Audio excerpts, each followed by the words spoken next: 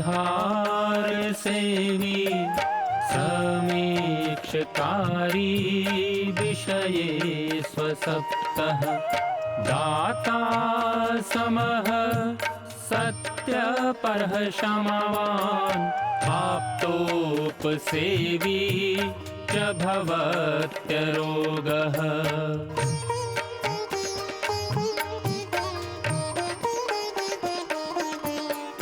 मतिर्वचः कर्म सुखानुबन्धी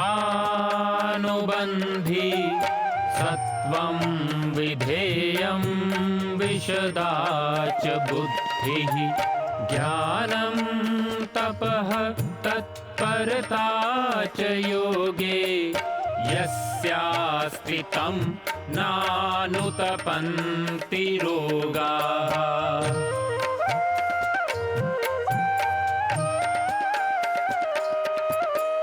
योगेन चित्तस्य पदेन वाचां मलं शरीरस्य च वैदिकेन योपाकरोतं प्रवरं मुनीनां पतञ्जलिं प्राञ्जलिरानतोऽस्मि पतञ्जलिं प्राञ्जलिरानतोऽस्मि पतञ्जलिं प्राञ्जलिरानतोऽस्मि।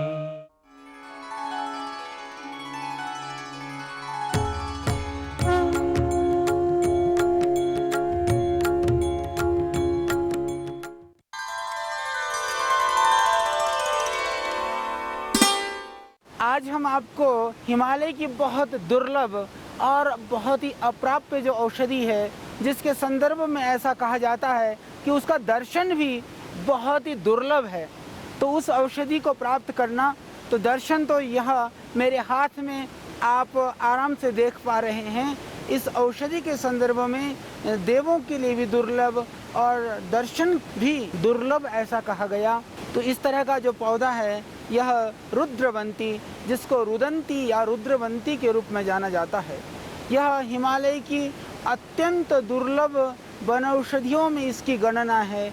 और विशेष बात यह भी है कि यह पौधा हिमालय में बहुत सारी क्षेत्रों में भी नहीं पाया जाता है। इसके संदर्भ में कुछ जानकारियां मैं आपको देना चाहता हूं। हमने हिमालय क्षेत्र का बहुत भ्रमण किया, पूरे देश के अंदर, चाहे वह जम्मू कश्मीर की ऊंची पहाड़ियां हों, चाहे वह हिमाचल की पहाड़ियां, चाहे वह उत्तराखंड देवभूमि की जितने भी जो देवास्थल हैं, चारों धाम हैं, या सिक्किम अरुणाचल की पहाड़ियां या नेपाल की पहाड़ियां, विदेश के भी बहुत सारे जो हिमालय क्षेत्र हैं उसका हमने भ्रमण किया। और हमने देखा कि उन जगहों पर यह औषधि नहीं होती है। यह मात्र मैंने देखा कि जो गंगोत्री का क्षेत्र है, गंगोत्री से प्रारंभ होकर के गंगोत्री से जो ऊपर जब हम गोमुख जाते हैं, या गंगोत्री से जो एक गंगाबाग का क्षेत्र है, उस एरिया में यह बहुत मात्रा में उपलब्ध होती है। हालांकि रुद्रवंती को लेकर के काफ़ी भ्रांत अवधारणाएं हैं। उसका कारण क्या है यह तो मैं नहीं कह सकता हूँ, परंतु रुद्रवंती वह औषधि है जो हिमालय के दुर्गम जो पहाड़ हैं, जो दुर्गम क्षेत्र हैं, जो कठिनता से पहुँचे जाने वाले क्षेत्र हैं, उन क्षेत्रों में से भी जो थोड़े से एरिया हैं जहाँ पर यह उपलब्ध होती है। हालांकि इसकी जो एक प्रजाति है क्रेसा क्रेटिका के विषय में लोग ऐसा मानते हैं कि वह नीचे भी पैदा होती है। और कई लोग, जैसे कि आजकल बहुत एक न्यूज़ चैनलों में, दूसरे साधनों में ये संजीवनी के विषय में बहुत सारी जानकारियाँ और बहुत सारे लोग प्रयत्न करके ढूंढ रहे हैं। ऐसा कहा जाता है कि बहुत सारे लोग ऐसा भी मानते हैं कि रुद्रवंती ही वास्तव में संजीवनी है। यह भी एक खोज का विषय है, परंतु हमने यह पाया है कि रुद्रवंती बहुत ही लाभकारी है। क्रेसा क्रेटिका के जो गुण हैं उसमें, और जो हिमालय में पैदा होने वाले रुद्रवंती में जो मुख्य लक्षण है रुद्रवंती के संदर्भ में, कि उसकी जो पत्तियां हैं वो पत्तियां चने की पत्तियों के जैसा होना चाहिए। वास्तव में इसकी पत्तियां चने की पत्तियों जैसी हैं और इसके फूल भी चने की फूल की तरह से ही होते हैं। तो यह इसकी सही पहचान बताई गई। तीसरे आप देखेंगे इन पत्तियों में हमेशा एक ओंस की बूंदें, पानी की बूंदें बनी रहती है और इसमें गीलापन होने की वजह से इसकी ज़मीन नीचे थोड़ी थोड़ी गीली हमेशा रहती है। यह लक्षण वाली जो रुद्रवंती है वह वास्तव में इस हिमालयी क्षेत्र में पाई जाती है। इसके संदर्भ में जब मैंने बहुत अनुसंधान करने का प्रयत्न किया, बहुत सारी जानकारियाँ इकट्ठा करने का प्रयत्न किया, तो मुझे पता चला कि कुछ क्षेत्र में, नीचे मैदानी क्षेत्र में भी, विशेष करके जो फतेहपुर है, फतेहपुर के अंदर में यह खागा स्टेशन है। खागा स्टेशन में जो कोई मझिला गांव करके है, खागा स्टेशन के मझिले गांव के अंदर एक तालाब के किनारे पर ऐसा सुना गया कि वहां पर रुद्रवंती होती है, सेम यही लक्षणों वाली। यह हमारी समझ में थोड़ी सी एक शंका पैदा करती है कि इतनी हिमालयी क्षेत्र में, इतनी ऊंचाई में जो पाई जाती है, वह पौधा नीचे मैदानी क्षेत्र में कैसे हो सकता है? हो सकता है कि प्रभु की कृपा से उस एरिया में, क्योंकि कहीं कहीं हमने ऐसा देखा है कि जो बहुत हिमालयी क्षेत्र में पाई जाने वाले पौधे कहीं कहीं मैदानी क्षेत्र में भी पाई जाती हैं। तो ऐसा कहा जाता है कि वहाँ पर भी यह उपलब्ध होता है। और रात को यह हमने रात्रि को देखा नहीं है कि ऐसा कहते हैं कि यह पौधा चमकता भी है। तो चमकता हुआ तो हमने नहीं देखा, क्योंकि इस पौधे को हम करीबन 20 साल से जानते हैं और इसके ऊपर हमने काम भी किया है। औषधीय गुणों के वर्णन से पहले आयुर्वेद के बहुत सारे ग्रंथों के अंदर, आयुर्वेद के जो ग्रंथ हैं उनके अंदर रुद्रवंती को एक तरह से रसायन माना गया है। रुद्रवंती को जीवन शक्ति का पोषक माना गया है। रुद्रवंती को विशेष करके एक रहस्य की बात हम बताएं तो रुद्रवंती को कहा गया कि रुद्रवंती से हम पारे से सोना बना सकते हैं। ये अवधारणा है। रुद्रवंती रसमादाय ताम्रपत्र विलेपनम, ताम्रपत्र को हम सोना बना सकते हैं। विलेपनम सप्तपुट, 7 फुट भावना देने से वह सोना बन जाता है। ऐसी किंवदंतियाँ हमने सुनी और इस वजह से बहुत सारे आयुर्वेद के जानने वाले लोग, बहुत सारे महात्मा लोग इस रुद्रवंती की खोज करते हैं। और हमने भी, क्योंकि मैं ऐसा मानता हूँ कि जो आध्यात्म में जब लोगों की अभिरुचि बनती है तो बहुत सारी जो चमत्कारिक चीज़ें हैं कभी कभी उनके लिए भी सहारा बन जाते हैं, या चमत्कारिक चीज़ों को आधार बना करके भी आदमी उधर बढ़ता है। हालांकि वह सत्य नहीं होती हैं। इन सब चीज़ों को आश्रय बना करके जब आगे बढ़ता है तो आदमी, जब वो आश्रय नहीं मिलता है तो जो विश्वास होता है वह भी टूट जाता है। जिस तरह से आध्यात्मिकता का जो आधार है वो चमत्कारिक घटनाएं या चमत्कार या अदृश्य हो जाना, पानी में चलना या जो असंभव चीज़ों को दिखाना, यह नहीं है। इसी तरह से इन दिव्य औषधियों की जो औषधीय गुण का जो पैमाना भी ऐसा नहीं है कि इस औषधि से पारा बंध जाता है या पारे से हम सोना बना सकते हैं या ताम्रपत्रों से हम सोना बना सकते हैं। जब हमारे अभिरुचि आयुर्वेद के प्रति जब बहुत सारी जिज्ञासाएं थी, बहुत सारी जानकारियां ग्रहण करने की हमारी भावना थी, तो हमने इन हिमालयी क्षेत्रों का बहुत भ्रमण किया। आज मैं आपको जो ये जानकारी दे रहा हूँ, यह पवित्र भूमि, हम सब जानते हैं कि यह पवित्र जो गंगोत्री धाम है, यहाँ से गंगा निकलती है। इस भूमि से श्रद्धेय स्वामी रामदेव जी महाराज ने योग रूपी गंगा को आज पूरे विश्व में पहुँचा दिया है।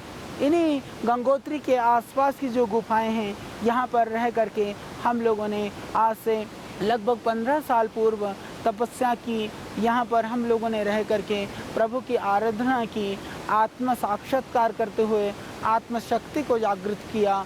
उसी का ही परिणाम है कि आज योग के माध्यम से पूरे विश्व की आंतरिक शक्ति को जागृत करने का एक भागीरथ प्रयत्न हम लोग कर रहे हैं। और यही प्रयत्न अभी निर्विवाद रूप से चले, तो इसके लिए भी मैं समझता हूँ कि हिमालय की कंदराएँ, ये गुफाएँ, ये हिमालय की चोटियाँ हमें प्रेरणा देती हैं, हमें शक्ति देती हैं, हमें ऊर्जा देती हैं। यहाँ से ऊर्जा प्राप्त करके उस ऊर्जा को पूरे मानव मात्र के लिए, विश्व कल्याण के लिए, लोगों के रोगों को दूर करने के लिए हमारा प्रयत्न है। तो उसी संदर्भ में जब हम हिमालय प्रवास में थे तो उस समय पर साधना काल में हमने इस रुद्रवंती के बहुत सारे गुणों को सुना, बहुत सारे इसके विषय में किंवदंतियाँ, कहानियाँ और इसके चमत्कारिक प्रयोग के संदर्भ में जाना। तो हमने भी कुतूहलवशात कि हमने भी सुना कि इससे सोना बनाया जा सकता है तांबे से, तो हमने कहा कि चलो हम भी इसका प्रयोग करके देखते हैं। क्योंकि दोनों ही बात है, जो आयुर्वेद के प्रति अभिरुचि रखते हैं उन सभी लोगों के लिए, या आयुर्वेद के प्रति जो आयुर्वेद के चमत्कारिक गुण हैं उनके विषय में बहुत सारे लोग कुछ अतिरिक्त विश्वास रखते हैं, ओवर कॉन्फिडेंस में रहते हैं।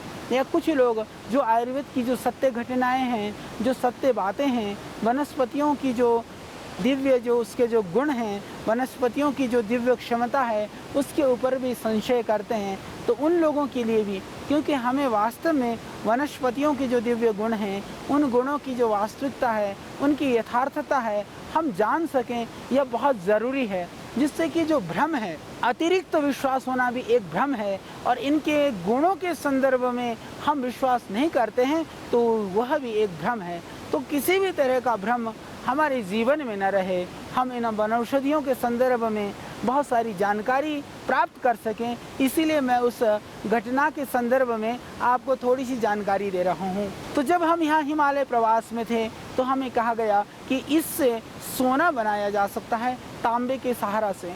तो हम तांबे के, शुद्ध तांबे के पत्रे जो है वो काट करके ले आए।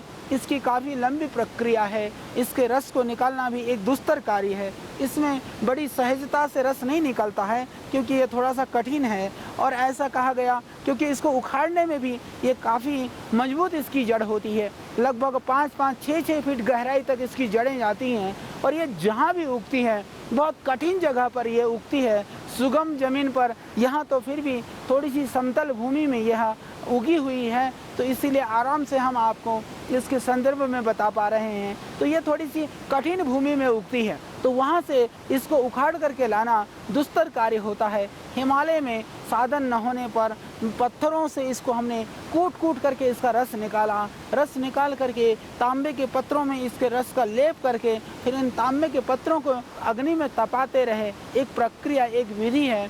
तो जैसे शौकिया तौर पर हमने उस कार्य को किया था। हमने देखा कि मैं यह कहने की स्थिति में हूँ कि यह तो मैं नहीं जानता कि सोना बनता या ना बनता, परंतु निश्चित रूप से इसकी यदि आप 5-6 भावनाएं दे करके 5-7 फुट भी दे देते हैं ताम्रपत्र के ऊपर, वो तांबा बिल्कुल सोने की तरह से दमकने लग जाता है, वो पीला हो जाता है। तो मैं यही कहना चाहता हूँ, इससे यदि सोना बने ना बने वह कोई बात नहीं, उसके लिए आप बहुत प्रयत्न करें, उसका परिणाम भी मिल सकता है। परंतु उससे ज़्यादा बढ़कर के मैं एक बात कहना चाहता हूँ कि यह औषधि वास्तव में सोने से कम नहीं है, यह सोने से भी बढ़कर के भी है, यह स्वर्ण से बढ़कर के है। इसके जो दिव्य गुण हैं वह बहुत ही दिव्य हैं, बहुत ही भव्य हैं। हालांकि इसके विषय में ऐसा भी कहा जाता है कि रुद्रवंती के 2 और प्रजातियां होती हैं। एक रुद्रवंती वह सफ़ेद फूल वाली होती है, एक रुद्रवंती जो काले फूल वाली होती है। तो मैंने हालांकि इस पीले फूलों में थोड़े से सफ़ेद फूल वाली जैसी रुद्रवंती को तो देखा है हिमालयी क्षेत्रों में, परंतु काले फूल वाली रुद्रवंती हमें कहीं भी नहीं दिखाई दी, कहीं भी हम इस रुद्रवंती को नहीं ढूंढ पाए। तो आज मुझे प्रसन्नता है कि यह इस पवित्र गंगोत्री धाम, जहाँ से श्रद्धेय स्वामी जी ने तपस्यापूर्ण जीवन को जी करके आज मनुष्य मात्र के कल्याण के लिए उस योग विधा को जन जन तक पहुँचा रहे हैं, वहाँ बैठ करके इन औषधीय गुणों का वर्णन करते हुए मैं बहुत ही आनंद और हर्ष की अनुभूति कर रहा हूँ। तो हमने इस रुद्रवंती के विषय में जो दुर्लभ औषधि है, जिसको बहुत आयुर्वेद के ग्रंथों में, आयुर्वेद के बहुत सारे स्थानों में ऐसा लिखा हुआ है कि यह तो देवों को भी दर्शन दुर्लभ है इस रुद्रवंती का। तो मैं मानता हूँ कि इस रुद्रवंती का दर्शन हम अपने प्रयत्न से आपको करा पा रहे हैं, और आज हम इसके गुणों का वर्णन आपको करा पा रहे हैं। तो इसके जो गुण हैं इसको आप ध्यान से सुने। और मैं समझता हूँ कि इन वनौषधियों की रक्षा के लिए भी हमें बहुत प्रयत्न करना चाहिए, तो जिससे कि इसका लाभ मनुष्य मात्र को मिले। रुद्रवंती को संभवतः दर्शन भी दुर्लभ इसलिए कहा गया क्योंकि प्राचीन काल में हिमालय में जाने के साधन नहीं हुआ करते थे, और रुद्रवंती बहुत ही दुर्गम स्थानों में पैदा होती है। वो दुर्गम स्थानों की वजह से वह सबको सहजता से दर्शन नहीं हो पाता था। और आज भी रुद्रवंती उन्हीं दुर्गम स्थानों पर है। जैसा कि मैंने बताया कि इससे हमारे संत महात्मा लोग पारद का बंधन भी किया करते थे। हालांकि मरकरी को औषधि के रूप में सेवन करना बहुत सारे लोग आजकल कहते हैं कि बहुत हार्मफुल है, हानिकारक है, परंतु मैं यह ज़रूर बताना चाहूँगा कि यदि पारद को औषधीय पौधों के द्वारा, औषधीय पौधों के रस के द्वारा बंधन किया जाएगा, उसको बांधा जाएगा, तो उसको खाने की ज़रूरत नहीं है। उसको लगाने से, उसको गले में धारण करने से या हाथ में थोड़ा सा एक गोली बना करके बांधने से या सिर्फ एक गोली को जेब में रखने मात्र से भी बहुत तरह के जो वायरल हैं, जो इन्फेक्शन हैं, जो इस तरह के जो रोग हैं, उनसे आप बच सकते हैं। यह बहुत ही अनुभूत है और बहुत ही कारगर चीज़ है। तो रुद्रवंती एक दिव्य औषधि है जो पारद के बंधन करने में भी इससे बहुत ही यह सहयोग करती है। इसके सहारे से पारद का बंधन किया जा सकता है। तो मैंने जो महसूस किया कि यदि आप रुद्रवंती को घर में भी रखते हैं तो यह बहुत मात्रा में ना मिले सेवन करने के लिए, तो भी यदि रखने मात्र से भी जैसे मलेरिया वगैरह दूसरे जो बुखार वगैरह हैं उनको रोकने में यह बहुत ही कारगर है। और इस तरह की जो विषाक्त जो वातावरण है घर के अंदर या किसी तरह के इन्फेक्शन वगैरह होने की संभावना रहती है, या जिस घर में लोग बार बार बीमार पड़ते हैं, हालांकि लोग इसको कई जगह अंधविश्वास से जोड़ करके देखते हैं। लोग कहते हैं कि इसके अंदर वो गंडा ताबीज़ की तरह से इसको बांध दें या घर में रख देने से भूत प्रेत पिशाच भाग जाते हैं। पर मैं एक बात कहना चाहता हूँ, जो रोगाणु रूपी पिशाच हैं और विषाणुजन्य जो पिशाच हैं, जो इस तरह के बैक्टीरिया और वायरस हैं, वो घर से भाग जाएंगे, घर से दूर हो जाएंगे इन दिव्य वनस्पतियों को घर में रखने मात्र से। हालांकि यह बहुत हाइट में होती है, इसीलिए नीचे हमने बहुत प्रयत्न किया। हरिद्वार जितनी हाइट में भी यह पौधे नहीं लगा और थोड़े दिन हरा होकर के फिर ये सूख गया। परंतु इतना ज़रूर मैं कहूँगा कि यदि थोड़ी मात्रा में इस औषधीय पौधे को आप, सूखी हुई औषधि को भी घर में भी रखने से भी आप बहुत सारे रोगों से बच सकते हैं। इसकी पहचान जैसे मैं बता रहा था कि चने की तरह इसकी पत्तियां हैं, चने के जैसे फूल है और चने की जैसे ही छोटी छोटी के अंदर फलियां भी आती हैं, आप देख पा रहे हैं। तो यह फलियां भी इसके अंदर लगी हुई हैं। तो इस रुद्रवंती के पौधे को आप घर में रख करके रोगों से, जीवाणु से और विषाणु से बच सकते हैं। और घर के अंदर यदि अशांति और कलह होता है तो उसका कारण भी मैं ये मानता हूँ कि उसका वातावरण का उसमें बहुत बड़ा योगदान होता है। तो वातावरण को भी इससे आप शुद्ध कर सकते हैं। इसके द्वारा कितनी वातावरण की शुद्धि होती है, कितना विचारों में फ़र्क पड़ता है, कितना बैक्टीरिया और वायरस दूर हो जाते हैं, उसकी जो पैमाइश है, उसका जो मानदंड और मापदंड है, उसको तो मैं सही ढंग से नहीं बता सकूंगा, कारण कि वह एक अनुसंधान का विषय है, एक रिसर्च का मैटर है। परंतु इतना ज़रूर बताना चाहता हूँ कि यह बहुत ही कारगर है, बहुत ही लाभकारी है। यह वनस्पति, यह हिमालय की दुर्लभ वनस्पतियों की जो चर्चा आपने लोगों से, साधुओं से, महात्माओं से सुना होगा, कुछ किताबों में पढ़ा होगा, कुछ लोगों को चर्चा करते हुए आपने कभी कहीं सुना होगा, पर उन्हीं औषधियों में से एक यह वनस्पति है, यह औषधि है रुद्रवंती, जो आपको संपूर्ण जीवन को पवित्र बना सकती है, शुद्ध बना सकती है, निरामय बना सकती है और बहुत सारे रोगों को दूर कर सकती है। तो हमने इसके संदर्भ में थोड़े से इसके गुणों के संदर्भ में अभी चर्चा की। तो अब अगले एपिसोड के अंदर हम इसके बहुत सारे औषधीय गुणों के विषय में जानकारी प्राप्त करेंगे। क्या चमत्कार दिखाती है रुद्रवंती, आप देखिए इसके अगले कार्यक्रम में, अगले भाग में। हम चर्चा कर रहे थे रुद्रवंती के बहुत सारे औषधीय गुणों के संदर्भ में, इससे दिव्य औषधि के परिचय के संदर्भ में और इससे जुड़ी हुई दूसरी जो जानकारियां हैं, जो दूसरी कहानियां हैं, उसके संदर्भ में।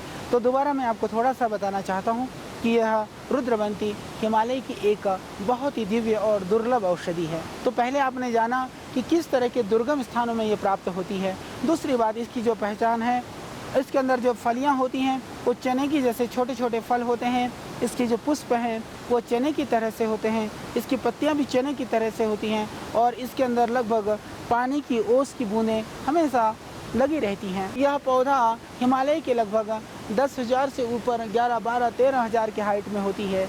और सबसे बड़ी बात तो यह है कि हिमालय क्षेत्र में भी विशेष करके जैसे अभी हम इस गंगोत्री के पवित्र इस भूमि में बैठे हुए हैं तो गंगोत्री के क्षेत्र में ही यह पौधा पाया जाता है। दूसरा, जिस तरह के आयुर्वेद के ग्रंथों में जो लिखा है अत्यंत इसके दर्शन भी दुर्लभ है। तो हमने जैसा आपको बताया कि यह पौधे को यदि आप घर में भी रखते हैं तो इससे घर का जो वातावरण है, वायुमंडल है, उसको शुद्ध कर सकते हैं और इससे आप रोगाणु और विषाणु से बच सकते हैं। तो आइए इसके जो कुछ अनुभूत प्रयोग मैंने बताया कि किस तरह से सोना बनाने के लिए भी लोग रुद्रवंती का प्रयोग करते हैं, किस तरह से पारे को बांधने के लिए भी हमारे संत महात्मा लोग, हमारे बहुत ही तपस्वी लोग इसका प्रयोग करते रहे हैं।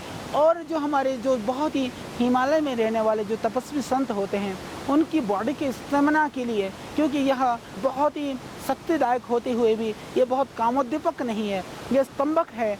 हमारी आंतरिक और शारीरिक शक्ति को यह बहुत ही मजबूत बनाता है। रुद्रवंती हमारी हड्डियों को मजबूत करता है, हमारे लंग्स को, श्वसन तंत्र को, फेफड़ों को बहुत मजबूत करता है। तो जो हमारे संत महात्मा लोग हैं, जो हिमालय में रहने वाले, जो गुफा में रहने वाले जो साधु लोग हैं, वह इसका प्रयोग काढ़ा बना करके चाय की तरह से भी पीते हैं। तो इससे जो मैंने देखा जो तुरंत प्रभाव है वह किसी भी तरह का कोई भी बुखार हो, चाहे सर्दी लग करके या जाड़ा लग करके आने वाला बुखार हो, किसी भी कारण से बुखार हो, शरीर के अंदर कितने भी टूटन हो, कितना भी दर्द हो, उस सब स्थितियों में मात्र रुद्रवंती की थोड़ी सी पत्तियों को और इस टहनी को, ताज़ी हो या सूखी हो, यदि आप उसको थोड़ा सा कूट करके पानी में डाल करके खूब अच्छी तरह से उबाल करके काढ़ा बना करके पीते हैं तो तुरंत आपको लाभ मिलेगा। तुरंत बुखार भी उतर जाता है और शारीरिक क्षमता और कमजोरी है वह तो पता भी नहीं चलता कि कितनी जल्दी दूर हो गई। किसी भी तरह का बुखार के लिए उपयुक्त और गुणकारी है। और हमने देखा कि जिनको श्वास की परेशानी है, कफ की बीमारी है, बलगम और श्वास के रोगों में भी यह रुद्रवंती बहुत ही चमत्कारी है, बहुत ही दिव्य और बहुत ही गुणकारी पौधा है। इसको 2-3 तरह से आप सेवन कर सकते हैं। एक तो रुद्रवंती क्योंकि बहुत ही दुर्लभ पौधा है तो मैंने यह भी देखा है कि इसको सिंगल औषधि के रूप में, एकल औषधि के रूप में हम यदि रुद्रवंती का प्रयोग ना करके अपितु दूसरे वनौषधियों के साथ में इसका प्रयोग करते हैं तो भी बहुत ही लाभकारी है। जैसे आपको बुखार के लिए रुद्रवंती का प्रयोग करना है तो मैं कहता हूँ कि जो हिमालय में रहने वाले संत महात्मा वो बुखार के लिए सिर्फ रुद्रवंती का ही प्रयोग करते हैं। आप मैदानी क्षेत्र में रहते हैं, आपको बुखार का काढ़ा, गिलवे है, तुलसी है, गुलबनफसा है, मुलेठी है, इनका जो काढ़ा है हम कई बार चर्चा कर चुके हैं। उस काढ़े के अंदर आप थोड़ी सी रुद्रवंती को डाल करके उस काढ़े को आप पिएंगे तो आप देखेंगे बुखार जो दूर करने की उस काढ़े की क्षमता है वह बहुत बढ़ जाएगी, बहुत ही उससे आपको पूरा लाभ होगा। और दूसरी बात जो मैं आपको बताना चाह रहा था, श्वास के लिए, अस्थमा के लिए और खांसी के लिए, उसके लिए भी यदि आप खांसी की कोई भी औषधि है, जैसे हम लोग बनाते हैं स्वासारिक वात। स्वासारिक वात एक श्वास रोगों के लिए, कफ रोगों के लिए, एलर्जिक प्रॉब्लम्स के लिए बहुत ही कारगर और बहुत ही उत्तम और गुणकारी योग है। तो वो स्वासारिक वात के अंदर यदि आप थोड़ी सी रुद्रवंती डाल दें तो और भी चमत्कारिक और दिव्य प्रयोग गुण वह दिखाता है। तो इसमें यह जरूरी नहीं है आपको रुद्रवंती मिलेगा तो आप उसको डालें, क्योंकि यह बहुत सुगमता से मिल नहीं पाता है। तो उन सब रोगों के लिए स्वासारिक वात बहुत ही जीवनदायी और बहुत ही गुणकारी और बहुत ही लाभकारी है श्वास और खांसी के लिए। इसी तरह से बुखार के लिए हमारे यहाँ सुदर्शन घनबटी आदि गोली दी जाती है। बुखार के लिए ज्वर हरक्वात का प्रयोग किया जाता है, उसमें भी आप कर सकते हैं। और इससे जो विशेष जो गुण देखा हमने रुद्रवंती का कि श्वास के साथ में जैसे किसी को कफ की भी शिकायत है तो कफ के रोग को दूर करने के लिए भी यह बहुत ही लाभकारी है और बहुत ही गुणकारी है। और जिन रोगियों को बहुत ही कमजोरी है, बहुत ही ज़्यादा वीकनेस है, तो शतावर और अश्वगंधा के पाउडर के साथ यदि रुद्रवंती का सेवन कराया जाता है तो उसमें रुद्रवंती के सेवन से शरीर की कमजोरी दूर होती है, शारीरिक क्षमता दूर होती है। और जिन माताओं बहनों को स्तन पे दूध नहीं होता है, दूध को बढ़ाने के लिए भी शतावर और अश्वगंधा पाउडर के साथ में थोड़ी सी मात्रा में यदि रुद्रवंती का पाउडर ले लेती हैं तो उससे उनकी स्तनों में दूध की भी वृद्धि हो जाएगी। उसके लिए भी यह बहुत ही कारगर है, बहुत ही लाभकारी है। और सबसे बड़ी बात यह है कि जो डायबिटिक पेशेंट हैं, कई बार हाथ पैर गलने लग जाते हैं, गैंग्रीन की स्थिति आ जाती है, तो गैंग्रीन के रोगों में भी यह रुद्रवंती का काढ़ा बहुत ही गुणकारी है, बहुत ही लाभकारी है। तो रुद्रवंती का पाउडर यदि वो पानी के साथ भी पाउडर को ले लेते हैं या काढ़ा बना करके पीते हैं, उससे गैंग्रीन भरना शुरू हो जाता है। बहुत ही लाभकारी और बहुत ही गुणकारी है। गैंग्रीन के लिए हालांकि हम एक प्रयोग और बता चुके हैं, जो हमारे कार्यक्रम को नियमित रूप से देखते हैं उनको पता है कि जो विधारा है, जो विधारा का जो पत्तियां हैं, उन पत्तियों को यदि पीस करके लुगदी बना करके उस जगह पर बांध लेने से भी उससे बहुत फ़र्क होता है और गैंग्रीन भरना शुरू हो जाता है। पत्ते को बांधने से भी भरना शुरू हो जाता है। बहुत ही लाभकारी और बहुत ही गुणकारी है। एक और प्रयोग हमने संत महात्माओं के द्वारा सुना, जिन रोगियों को किसी भी तरह से स्किन प्रॉब्लम ठीक नहीं हो रही है, वो चाहे किसी भी तरह की सोराइसिस है, एक्जिमा है, एलर्जी है, स्किन प्रॉब्लम है, उन सभी रोगियों के लिए भी यदि कायाकल्प को आपके साथ थोड़ी सी रुद्रवंती में दोनों को मिला करके काढ़ा बना करके पीते हैं तो उससे पूरा लाभ होगा। आपके स्किन प्रॉब्लम के लिए बहुत ही गुणकारी है, बहुत ही लाभकारी है। रुद्रवंती का काढ़ा अत्यंत रक्त शोधक है। जिनको बहुत ही ज़्यादा स्किन की प्रॉब्लम है, एलर्जिक प्रॉब्लम है, उन सब के लिए रुद्रवंती का प्रयोग करते समय ये विधान किया गया कि नमक का सेवन न करें, क्योंकि रुद्रवंती का जो औषधि किसी भी औषधि के रूप में लेते हैं तो आप नमक बिल्कुल ना लें तो ज़्यादा अच्छा है। और जो अपने स्किन प्रॉब्लम के लिए ले रहे हैं तो वो लोग दूध, शुद्ध दूध या दूसरी जो चीज़ें हैं उन सब का सेवन कर सकते हैं। जैसे हम लोग कायाकल्प क्वाथ देते हैं, कायाकल्प क्वटी देते हैं, स्किन प्रॉब्लम के लिए बहुत ही गुणकारी है, बहुत ही लाभकारी है। एक एक रोग के लिए आज करोड़ों करोड़ों रुपया खर्च कर करके अनुसंधान किया जाता है, रिसर्च किया जाता है, पर इन वनौषधियों के अंदर जो विद्यमान औषधीय जो गुण हैं, जो हमारे संत महात्मा ने हजारों वर्ष, हजारों साल से, लाखों साल से परंपरागत प्रयोग करके, अनुभव करके जो पाया है, उसके ऊपर हमें ज़रूर खोज करना चाहिए, अनुसंधान करना चाहिए। ऋषियों की कृपा से, प्रभु के कृपा से और आज गुरुओं के आशीर्वाद से जो हमें मिला है उसको तो हम प्रयत्न कर रहे हैं आप तक पहुंचाएं। इन दिव्य वनौषधियों के विषय में जो हम आपको जानकारी दे रहे हैं, ऐसा नहीं है कि वही जानकारी ही, मैं मानता नहीं हूँ कि वह अंतिम और वही संपूर्ण है। निश्चित रूप से जितनी जानकारी हम आपको दे पा रहे हैं यह काफ़ी जानकारियाँ हैं, परंतु इसके ऊपर भी और भी बहुत अनुसंधान की, रिसर्च की और खोज करने की आवश्यकता है। इन एक एक वनौषधियों की पहचान करने की आवश्यकता है, उन दुर्गम स्थानों में जाने की आवश्यकता है, उनको खोज करने की आवश्यकता है। एक एक वनौषधियों को ढूंढने के लिए पूरा जीवन लगाना पड़ता है। एक एक वनौषधियों के गुणों को वर्णन करने के लिए बहुत सारे शास्त्रों का और बहुत सारे संतों का सानिध्य प्राप्त करना पड़ता है। तो जो हमने जाना, जो हमने सीखा, हमने प्रयत्न किया है आप तक पहुंचाने का, जिससे कि आपका जो ज्ञान है, आपका जो नॉलेज है, आपकी जो जानकारी है, आपकी जो भी इस संदर्भ में जो नॉलेज है, हम उसको बढ़ा सकें, उसको अभिवृद्धि कर सकें, इस वनौषधीय पौधों के विषय में आपकी अभिरुचि को जागृत कर सकें। क्योंकि इस हिमालय क्षेत्र में जहाँ से आज हम इसको आपको जानकारी दे रहे हैं, हजारों संख्या में ऐसी दिव्य वनौषधियाँ हैं, ऐसी दिव्य जड़ी बूटियाँ हैं जिनका सेवन करके रोगों से बच सकते हैं, बीमारियों से बच सकते हैं। जो करोड़ों रुपया खर्च करके जो जिस स्वास्थ्य को आपने नहीं पाया, जिस बीमारी से मुक्ति आपने नहीं पाई, उन बीमारियों से आप मुक्ति पा सकते हैं। तो इसके लिए बहुत ज़रूरी है कि हम हमारी शक्ति, हमारी ऊर्जा, हमारी देश की युवाओं की शक्ति इस क्षेत्र में भी लगें, इस क्षेत्र में भी हम अनुसंधान करें कि आने वाले दिनों में हम बताएंगे कि गंगोत्री सहित जो हिमालयी क्षेत्र हैं, उन क्षेत्रों में किस तरह के दिव्य वनौषधियों की भरमार है, भरपूर मात्रा में यह उपलब्ध हैं। यदि हमने खबर न ली, हमने खोज नहीं की, तो आज ये लुप्त होने की कगार पर हैं। एक तो जानकारी के अभाव में, एक संरक्षण के अभाव में, तो इनके संरक्षण होना भी बहुत ज़रूरी है। और यदि हमने किसी वनौषधि के विषय में जाना, जड़ी बूटी के संदर्भ में जाना, तो उस संदर्भ में उसको जिस तरह से मुझे इन औषधियों से बहुत ही जो एक आत्मीय प्यार है, इन औषधियों के प्रति जब ये हमारे जीवन को देती हैं, तो आपके पास जब बेशकीमती चीज़ होती है तो कितना संभाल करके, कितना प्यार से आप उस चीज़ को रखते हैं, उसी तरह से आप इन औषधियों को भी संभालिए, इसके संरक्षण में आप सहभागी बनिए, आप अपना योगदान दीजिए, जिससे कि हमारे देश की जो समृद्धि, हमारे देश की जो समृद्ध परंपरा पुनः पूरे विश्व के अंदर, पूरे विश्व को गौरवान्वित कर सकें, हम लोग रोगों से मुक्त हो सकें और औरों को भी रोगों से मुक्त कर सकें। तो मैंने आपको बताया कि यह रुद्रवंती हिमालय की एक दुर्लभ एक औषधि है, रुदंती भी इसको हम कहते हैं।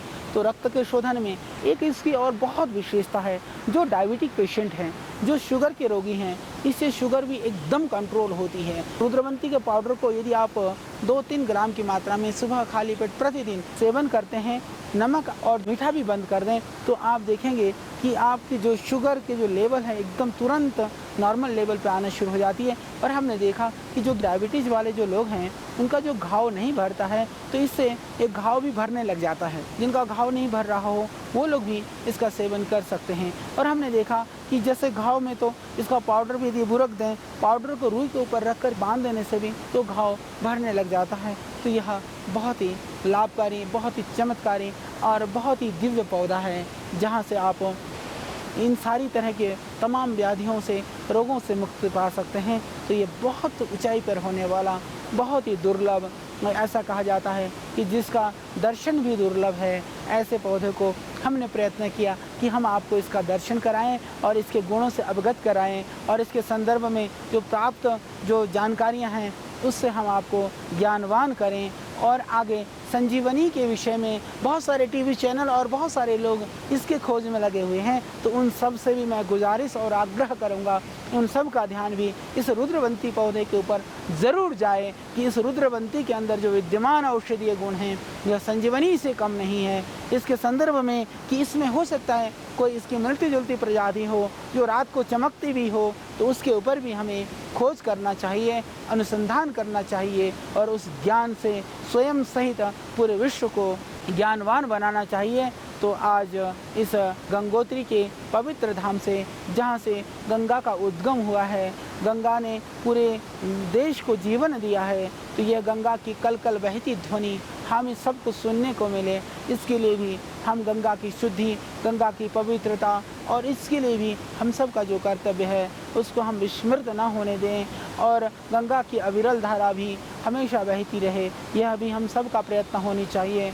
इसी तरह से यह पवित्र गंगा के इस तटों से और हिमालयी क्षेत्रों से यह जीवन देती हुई वनस्पतियाँ, वनौषधियाँ भी लुप्त न हों, इसके लिए भी हम सभी लोग प्रयत्नशील रहें, प्रयत्न करें, यह बहुत ही ज़रूरी है। तो इसके लिए भी हम लोग योजनाबद्ध ढंग से जो भी जिस भी क्षेत्र से जुड़े हुए हैं, कई लोग कहते हैं कि इन वनस्पतियों से हमारा क्या संबंध है, पर मैं एक बात कहना चाहता हूँ।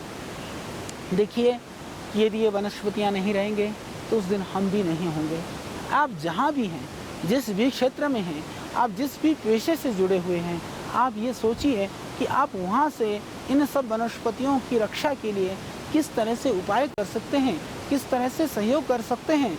तो यदि आपका प्रयत्न थोड़ा सा भी होगा, आज मुझे प्रसन्नता है, जब से हमने इस जड़ी बूटी के विषय में जब हमने जानकारी देना शुरू किया तो पूरे देश के अंदर एक नई चेतना और एक नई जागृति आई है। लोग हमसे अपेक्षा करते हैं कि हम बीज और इनके पौधे भी उपलब्ध कराएं। मैं कहता हूं कि जितनी शक्ति और जितनी ऊर्जा हमारे पास है, तो उस ऊर्जा से हम उन चीज़ों को उपलब्ध करा रहे हैं, तो और हम प्रयत्न करेंगे कि हम जितने भी साधन हमारे पास उपलब्ध हों, उन साधनों से हम आपको ढेर सारी जानकारियाँ दें, बहुत सारे बीज भी, बहुत सारे पौधे भी हम आपको दे दें। तो जितना हो पा रहे हम कर रहे हैं और आप भी निश्चित रूप से आप हमारा साथ दे रहे हैं और आप साथ देते रहिए, इस कार्यक्रम को देखते रहिए और लोगों को भी प्रेरित करते रहिए। बहुत ज़रूरी है कि जिससे कि यह जो जानकारी है, यह जो नॉलेज है, वह पूरे विश्व के अंदर फैले, पूरे देश के अंदर फैले,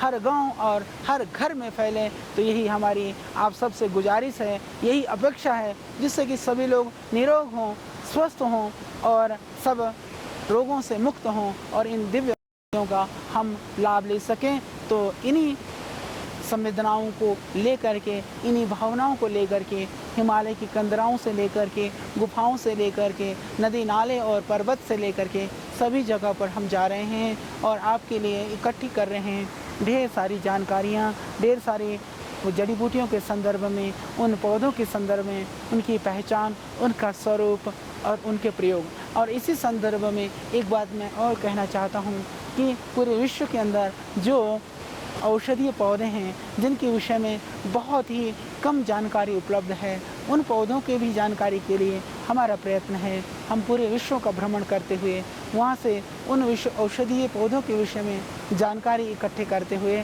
हम एक वर्ल्ड हर्बल इंसाइक्लोपीडिया हम तैयार करें और जिससे कि आप सहित तमाम देश के लोगों को हम पूरी जानकारी दे सकें और अपनी भाषा में उसके प्रयोग हैं उन सब को भी हम करें। यह सब तरह से जिस भी रूप में, जिस भी तरह से इन वनौषधियों की हम सेवा कर पाएंगे, इनके लिए कुछ कर पाएंगे, तो हम प्रयत्नशील हैं। तो आप इस कार्यक्रम को देखते रहिए। हम निश्चित रूप से उससे आपको लाभ हुआ है। जब बहुत सारे लोग बहुत सारे रोगों में इन औषधियों के प्रयोग से लाभ की बात चर्चा करते हैं, पत्रों के द्वारा भेजते हैं, तो निश्चित रूप से हमें बहुत खुशी होती है। आपकी प्रसन्नता हमारी प्रसन्नता है। आप निरोग रहें, यही हमारा लक्ष्य है। आइए कल फिर हम एक दिव्य वनौषधि के साथ आपके बीच होंगे। तब तक के लिए आप हमें दीजिए विदा। आप सबको मेरा पुनः वंदन। इस हिमालय की पवित्र भूमि से आप सबको मेरा नमन।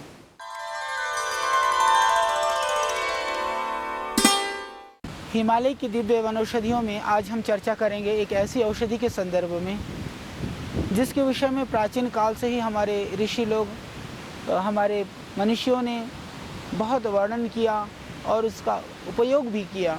और आज भी सुदूर हिमालयी क्षेत्रों के अंदर जिस पौधे को बहुत आयत में प्रयोग किया जाता है और जिसके औषधीय गुणों से लगभग सभी लोग परिचित हैं, ऐसी दिव्य औषधि है अतीस। अतीस का जो पौधा होता है वह लगभग हिमालयी क्षेत्रों के अंदर 8-9 हज़ार फीट से ऊपर ही यह पाया जाता है, जिसको एकोनाइटम हेट्रोफिलम बोलते हैं बॉटनिकली हम उसको। तो एकोनाइटम की वजह से बहुत सारी प्रजातियां होती हैं, उसके अंदर हम लोग वत्सनाव आदि का भी ग्रहण करते हैं, परंतु एकोनाइटम हेट्रोफिलम में जो अतीस जो प्रजाति है उसको आयुर्वेद के अंदर अत्यंत विषनाशक बताया गया है। तो जो अतीस का पौधा है वह लगभग 2-2.5 फीट ऊंचा होता है और उसके जो फूल हैं हल्के से नीले रंग के उसके पुष्प होते हैं। तो आयुर्वेद के अंदर उसकी बहुत ही ज़्यादा महत्ता है। विशेष करके अतीस का जो प्रयोग है वह किसी भी तरह की कमजोरी है, वीकनेस है, शिथिलता है, उसके लिए उसका विधान किया गया है, उसके लिए बहुत ज़्यादा प्रयोग किया जाता है। अतीस मीठी और अतीस कड़वी होती है, तो उसमें से जो मीठी अतीस होती है उसका ज़्यादा औषधीय प्रयोग किया जाता है। तो कड़वी अतीस हालांकि उसका जो मूल्य है वो सस्ता होता है, देखने में थोड़ा भूरा काला रंग का होता है। तो जो सफ़ेद रंग का अतीस होता है जिसको मीठा अतीस कहा जाता है, पहाड़ में जितने भी जो पहाड़ी क्षेत्र हैं अतीस का प्रयोग बुखार के लिए प्रयोग किया जाता है। यदि बहुत सर्दी लग कर के यदि फीवर होने को हो तो अतीस का पाउडर करके यदि लगभग मात्र आधा ग्राम की मात्रा में भी उसको दे दिया जाए, शहद से चटा दिया जाए, या जिसको बुखार चढ़ना हो उसको गर्म पानी से दे दिया जाए तो तुरंत बुखार रुक जाता है। विशेष करके डॉक्टर कोमान ने इसके ऊपर काफ़ी काम किया। एक पश्चिमी जगत के डॉक्टर हुए हैं डॉक्टर कोमान, उन्होंने इसका प्रयोग किया अतीस का पेचिस के लिए, कोलाइटिस एमोवाइसिस के लिए।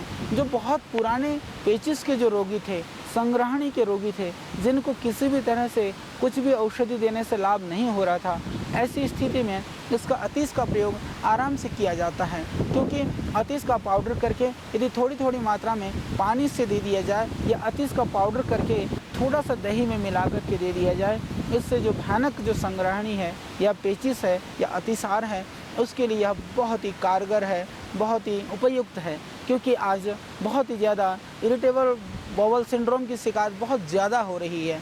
बहुत पूरी दुनिया के अंदर जब डॉक्टर कोई डायग्नोज नहीं कर पाते हैं पेट की जो रोगी के अंदर, तो वह लास्ट में यही कह देते हैं तुम्हें इरिटेबल बाउल सिंड्रोम की शिकायत है। इस तरह के जो रोगी हैं, हालांकि अतीश क्योंकि यह हिमालय क्षेत्र में होने वाली औषधि है, बहुत कम मात्रा में, जैसे आप देख रहे हैं यहाँ पर जहाँ मैं बैठा हुआ हूँ, इसको हिमालय से ला कर के, यह भी बहुत, इसकी भी हाइट लगभग 8,500 9,000 फीट की हाइट है जहाँ पर मैं बैठा हुआ हूँ, और यहाँ ला कर के इसको संग्रहित किया गया है। तो ये बहुत ही दुर्लभ औषधि है, दुर्गम स्थानों में यह उपलब्ध होती है और बहुत हाइट पे यह प्राप्त होती है, इसीलिए काफ़ी यह मूल्यवान भी है, काफ़ी कॉस्टली भी है।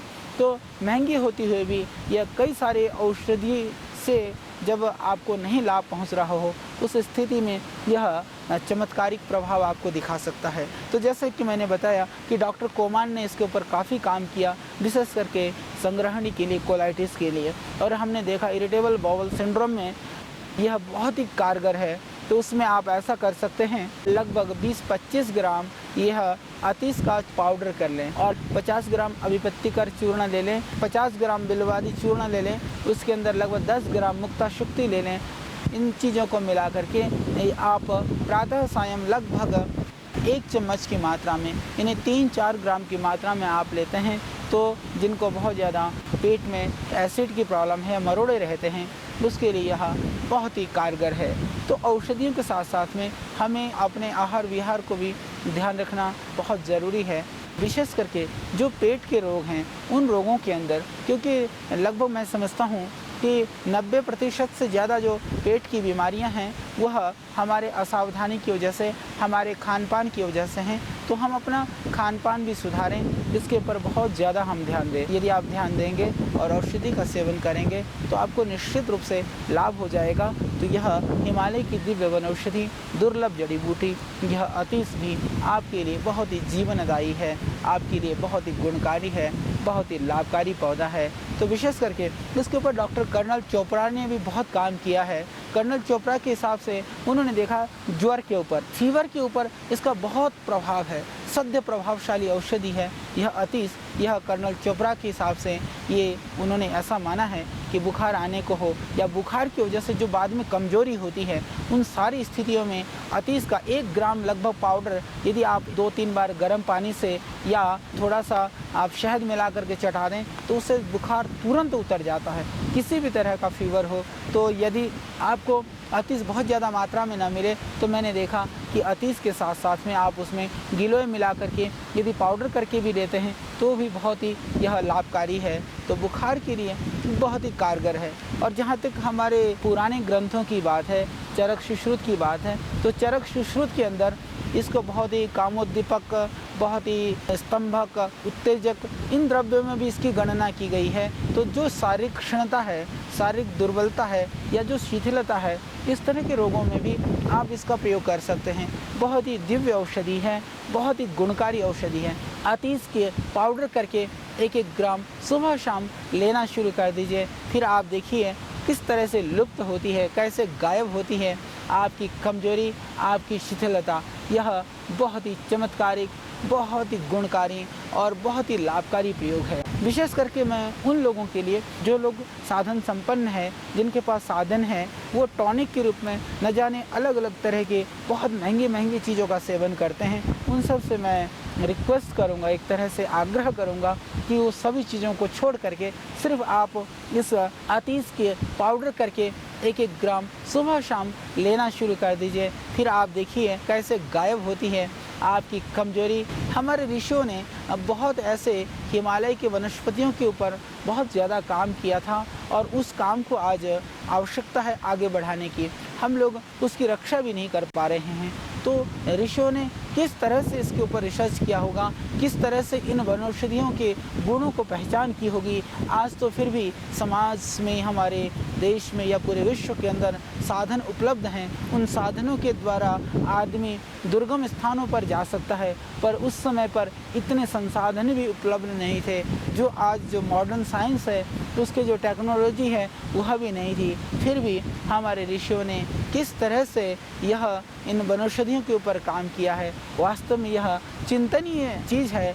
इसके ऊपर हमें चिंतन करना चाहिए, हमें ज़रूर इसके ऊपर विचार करना चाहिए कि ऋषियों ने अपने जीवन को किस तरह से इस कार्य के लिए लगाया था कि जिससे कि मनुष्य मात्र का भला हो, लोगों के लिए लाभ हो सके, लोग किस तरह से निरोग रह सके, लोग किस तरह से स्वस्थ रह सके, उसके लिए अपने पूरे जीवन को लगा दिया। ऋषियों का कोई स्वार्थ नहीं था, ऋषियों के मन में कोई किसी भी तरह की लालसा नहीं थी, संसार के पदार्थों की ऐष्णा नहीं थी। उन्होंने निस्वार्थ भाव से मनुष्य मात्र के हित के लिए, हम सब के हित के लिए इन दिव्य औषधियों का प्रयोग का विधान किया। इन दिव्य औषधियों के जो प्रयोग हैं उनका हमें खुल करके हमारे बीच में रख दिया। तो निश्चित रूप से आज भी आवश्यकता है कि हम इन वनौषधियों को खोजें, इनकी पहचान करें, और ये निरापद हैं। कुछ औषधियाँ हालांकि थोड़ी सी विषैली होती हैं, परंतु जो अधिकांशतः जो वनौषधियाँ होती हैं वह बहुत ही निरापद होती हैं। सिर्फ हमें थोड़ी सी आवश्यकता होती है, हम थोड़ा सा ध्यान रखें तो उनको मात्रा में थोड़ा सा हमें ध्यान रखना चाहिए। आयु के हिसाब से थोड़ी सी मात्रा आप कम ज़्यादा कर सकते हैं। तो इसके अतिरिक्त कोई सावधानी की आवश्यकता नहीं है, कोई आपको ध्यान रखने की आवश्यकता नहीं है। बहुत ही निर्भयता के साथ आप उन औषधियों का सेवन कर सकते हैं। तो मैं आपको बता रहा था कि किस तरह से ऋषियों ने इन दिव्य औषधियों का प्रयोग हमारे लिए बताया। यह अतीस का पौधा भी उन महान ऋषियों के द्वारा प्रदत्त दिव्य औषधियों के एक खजाना है जो मैं आपके लिए लेकर के आया हूँ। और अतीस का सूखा हुआ पाउडर, क्योंकि लगाने के लिए तो यह हिमालय क्षेत्र में होता है, तो मैदानी क्षेत्र में यह उग नहीं पाता है, परंतु इसकी जो जड़ है औषधि के रूप में अतीस के जड़ का ही प्रयोग होता है, बाज़ार के अंदर उपलब्ध हो जाता है। तो इसको ला करके आप इसका प्रयोग कर सकते हैं, यह बहुत ही लाभकारी है। और जहाँ तक बात रही, बहुत सारी हमारी माताएं बहनें आजकल बहुत कॉन्शियस हैं, विशेष करके बच्चों के लिए। जहाँ बच्चों की बात आती हैं तो हमारी माताएं बहनें वास्तव में किसी चीज़ से समझौता करने को तैयार नहीं रहती हैं, नहीं भी होना चाहिए। परंतु मेरी बहनें, हमारी माताएं, मैं एक बात ज़रूर कहना चाहता हूँ, कभी कभी आप समझौता न करने के फेर में भी बहुत बड़ी गलती कर जाती हैं। बच्चों को जो स्वास्थ्य के नाम पर आप जिस चीज़ को पिला रही हैं, ताकत के लिए जो चीज़ आप खिला रही हैं, कोई ज़रूरी नहीं है कि उसके अंदर ताकत हो, उसके अंदर स्वास्थ्य हो। बहुत मुश्किल है उस चीज़ को समझना। आज बाज़ार के अंदर हर वस्तु को इस तरह से परोस दिया जाता है, इस तरह से दिखाया जाता है कि आदमी को भ्रम होता है। तो आदमी भ्रम के चलते उन चीज़ों के ऊपर वो सोचता है कि पता नहीं हमें क्या प्राप्त होगा, परंतु वह चीज़ प्राप्त नहीं हो पाती हैं। तो ये वनौषधियाँ, इनके विषय में यदि आप थोड़ी सी भी जानकारी हासिल करेंगे तो मैं यही बताने चाह रहा था कि मेरी माताएं और बहनें, चाहे वो छोटा सा बच्चा से बड़े से बच्चा तक, यदि आप चाहती हैं कि बहुत ऐसी कोई चीज़, कोई ऐसी वनस्पति आपको बता दी जाए जिससे बच्चों के संपूर्ण रोगों को समाप्ति के लिए, आयुर्वेद के अंदर अतीस को सर्व रोग हर कहा गया है कि सारी बीमारियों को दूर करनी हो तो अतीस का सेवन कराइए। तो छोटा बच्चा हो तो उसको एक रत्ती मतलब लगभग 1 ग्राम का 8वां भाग बहुत थोड़ी मात्रा में अतीस को घिस करके थोड़ा सा मधु मिला करके चटा देने से जो छोटे बच्चों की जो समस्याएं हैं ठीक हो जाएंगी। फिर जब बड़ा बच्चा हो जाता है तो थोड़ी सी मात्रा बढ़ा सकती हैं, शहद के साथ इसको चटा दीजिए। तो इससे जो इंडाइजेशन है, जो आंतों की प्रॉब्लम है, जो बच्चों को समस्या होती है दांत निकलते समय, समस्या होती है इन्फेक्शन की, समस्या होती है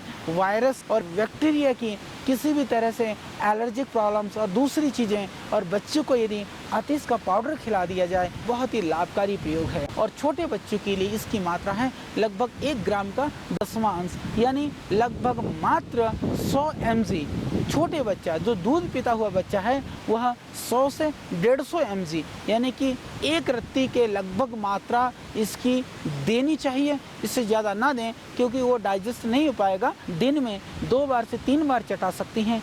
ये बहुत ही दिव्य औषधि है। जो बड़े लोग हैं, जो संपूर्ण वयस्क लोग हैं, उसके लिए भी लगभग 1 ग्राम की मात्रा है अतीस की पूरी मात्रा। तो उस तरह से आप दूध में या दूसरा जैसे कोई अश्वगंधा है, शतावर है, जो पौष्टिक वाली जो पदार्थ हैं, जो ताकत देने वाली जो दूसरी आयुर्वेदिक जड़ी बूटियाँ हैं, उनमें मिलाकर के भी आप सेवन कर सकते हैं। और जहाँ तक बात रही इसको स्वतंत्र भी ले सकते हैं, तो ये बहुत थोड़ी मात्रा में आपको 1 ग्राम लगभग इस अतीस का आजकल मार्केट के अंदर कैप्सूल फॉर्म में भी कई सारी फार्मेसियाँ बना रही हैं। लगभग 500 mg के जो कैप्सूल होते हैं, तो 500 mg की डोज के रूप में भी सुबह शाम आप सेवन कर सकते हैं। परंतु कैप्सूल खाने की आवश्यकता नहीं है, आप डायरेक्ट पाउडर का सेवन करिए। शहद मिला कर चटाइए, मलाई मिला करके चाट लीजिए, दूध के साथ डायरेक्ट फाँक लीजिए। तो यह अतीस बहुत ही गुणकारी है आपकी कमजोरी के लिए। तो बच्चे के लिए मैं बता रहा था, तो उसके बढ़ती हुई आयु के लिए, उसके मस्तिष्क के विकास के लिए, शारीरिक विकास के लिए बहुत ही गुणकारी और बहुत ही दिव्य औषधि है अतीस। कई बार लोग कहते हैं कि जड़ी बूटियाँ तो बहुत खानी पड़ती हैं और पाउडर को कौन फाँके, किस तरह से उसको फिर उबालो। हाँ, मैं समझता हूँ ये समस्या थोड़ी सी है, और मैं तो ऐसा मानता हूँ कि जब औषधि को थोड़ा सा बना करके, उबाल करके, घोट करके जब आप पीने लगते हैं, तो जो आपकी भावनाएं हैं, आपकी संवेदनाएं हैं, आपकी जो सोच है, वो उस औषधि के साथ भी जुड़ जाती है। तो उससे उसका आनंद ही और कुछ होता है और उससे लाभ भी जल्दी होता है।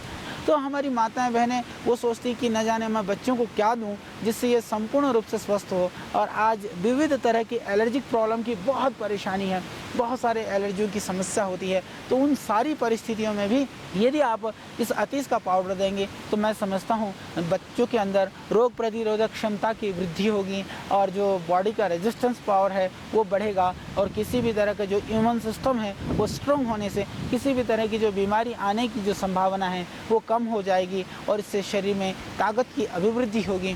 तो ये बहुत ही निरापद और बहुत ही दिव्य औषधि है। और यहाँ तक भी कि हमारे आयुर्वेद के ग्रंथों में तो इसको विषनाशक भी माना गया है। तो इससे जो स्किन प्रॉब्लम्स हैं वो भी नहीं होंगी, उनकी होने की संभावना भी कम हो जाएगी। इसका जो प्रभाव है वो कफ रोगों में भी होता है, लंग्स आदि में भी होता है।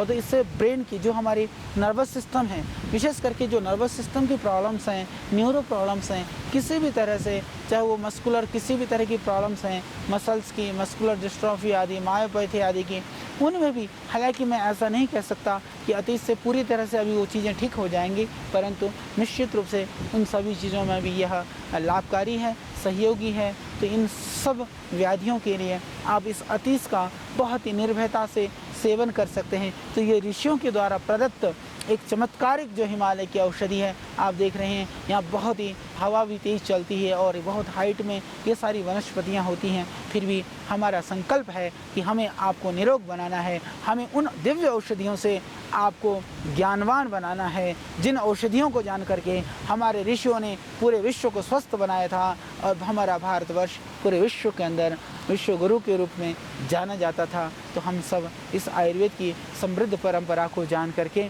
अपने आप को स्वस्थ बनाते हुए औरों को भी स्वस्थ बनाएंगे और देश को हम निरोग बनाएंगे, देश को खुशहाल बनाएंगे। ये आपका और हम सब का संकल्प है। तो इस हिमालय की पवित्र भूमि से आपके स्वास्थ्य के लिए, आपके निरामय के लिए कि सर्वे भवन्तु सुखिनः, सर्वे सन्तु निरामया, ये कामना भगवान से प्रार्थना मैं करता हूँ कि आप लोग सभी सुखी हों, सभी निरोग हों और हम सबको सुखी और निरोग करेंगे। साथ में मिल करके इस देश को समृद्धि के मुकाम तक पहुंचाएंगे। यही हमारा प्रयत्न और हमें खुशी है कि आप इन प्रोग्रामों के द्वारा बहुत सारी अपनी जानकारी को बढ़ा रहे हैं और प्रतिदिन एक दिन के बाद दूसरे दिन मैं देख रहा हूँ लोगों की अभिरुचि और भी बढ़ रही है। तो हमारा प्रयत्न है कि जो दिव्य औषधियाँ हैं उसका जो ज्ञान है, उसका जो भंडार है वो आपके घर, आपके कमरे तक पहुँचे।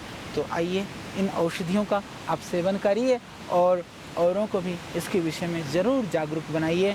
तो हम और अगले एपिसोड में दूसरी दिव्य औषधियों के साथ होंगे आपके बीच। तब तक के लिए आप हमें दीजिए विदा। प्रणाम।